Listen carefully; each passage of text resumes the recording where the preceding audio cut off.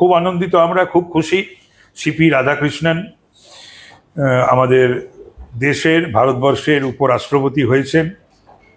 তিনি একেবারেই grassroot level থেকে ওঠা একজন মানুষ, এবং তাকে পছন্দ করেছেন আমাদের দল, মোদিজি, অমিত শাহজিরা। খুবই আনন্দের। আর ইন্ডির পিন্ডি চটকেছে, ভোট ভেঙেছে। আর ইন্ডির যারা নেতৃত্ব দেন তারা দেখুক কারা ভোট দিল। একেবারে দাদা, সাংসদ সংখ্যা অনুযায়ী এনডিএ প্রার্থী পাওয়ার কথা ছিল 425টি ভোট, সেক্ষেত্রে 452। হ্যাঁ, 27টি ভোট এক্সট্রা পেয়েছে, কি বলবেন? বিষয়টা হলো যে যারা দেশপ্রেমিক, ভারতীয়ত্ব বোধ রয়েছে যাদের, ভারতীয় সংস্কৃতি যাদের শিরায় উপশিরায় রন্ধ্রে রন্ধ্রে রয়েছে, তারা তো এই সমস্ত ইন্দি পিন্ডি এই যে কথাবার্তা বলছে, যা কাজ টাজ করছে, সে তো দেশ বিরোধী কথাবার্তা কাজকর্ম। সুতরাং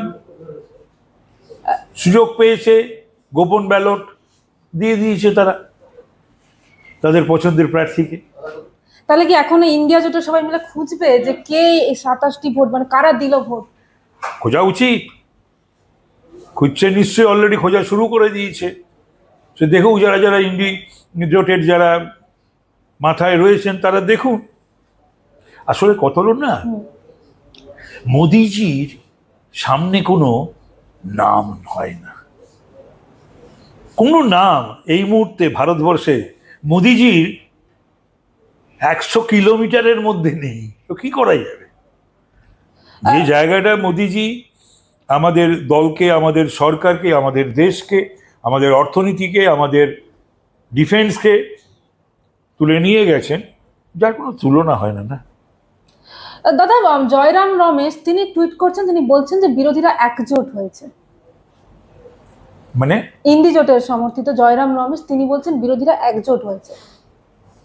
ধরে রাখার জন্য বলতে হয় একটা কথা, কিনা আমি একটা ফিল করছি আর বলছি এক। আমি নিজেই জানি যে আমি যেটা বলছি ঠিক নয়। তো একজোট যদি হয় তাহলে এতগুলো বাড়তি ভোট কারা দিল?